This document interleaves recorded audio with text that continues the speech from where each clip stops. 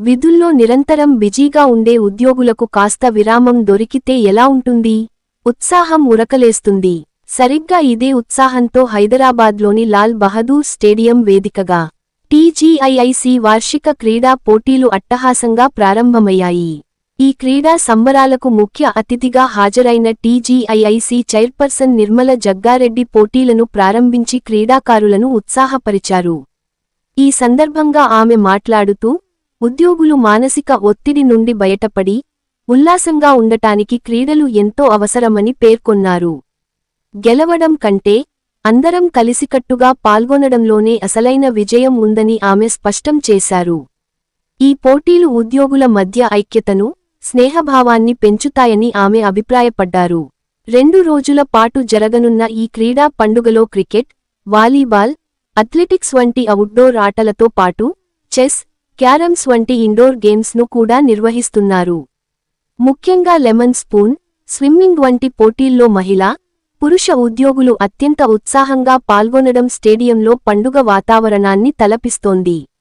జట్టు స్ఫూర్తితో ఆడాలని క్రీడాకారులకు సూచించిన నిర్మల జగ్గారెడ్డి, అందరూ ఆరోగ్యకరమైన పోటీ తత్వాన్ని అలవర్చుకోవాలని ఆకాంక్షించారు.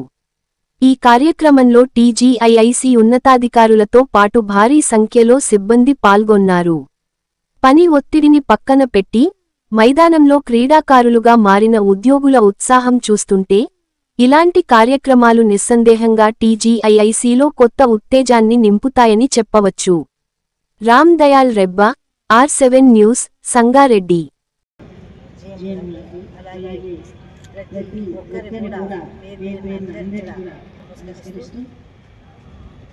మరి జీవితంలో ఓటమి గెలుపు ఎలాగో ఆటలో ఉంటుంది కాబట్టి జీవితం మనం ముందుకు వెళ్ళాలి అనే ఉద్దేశంతో ఆటలు ఉండాలి.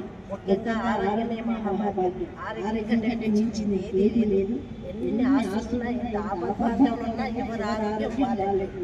కాబట్టి ఆరోగ్యం చాలా మంచి ఆలోచన చేసి డిపార్ట్మెంట్ పెట్టడం పార్టిసిపేట్ చేయడమే గొప్పతనం. గెలిపిపోవడం తర్వాత అయ్యో ఫీల్ కావద్దు. ఎందుకంటే ఇప్పుడు ఓడిపోయినా నెక్స్ట్ గెలవాలి అనేది స్పైడర్ మ్యాన్ ఎలా ఉంటుందో మనం చదువుతున్నాము. స్పైడర్ మ్యాన్ అందరూ కూడా పార్టిసిపేట్ చేసి ఆరోగ్యాన్ని మీరే కాపాడుకునే విధంగా ఉండాలి. ముందు కూడా ఇంకా పెద్ద ఎత్తున ముఖ్యంగా మా మహిళలు కూడా తప్పకుండా ఇంకా 30 దాకా క్రీడల్లో తప్పకుండా పాల్గొనాలి. మరి ఇలాంటి కార్యక్రమాన్ని మనం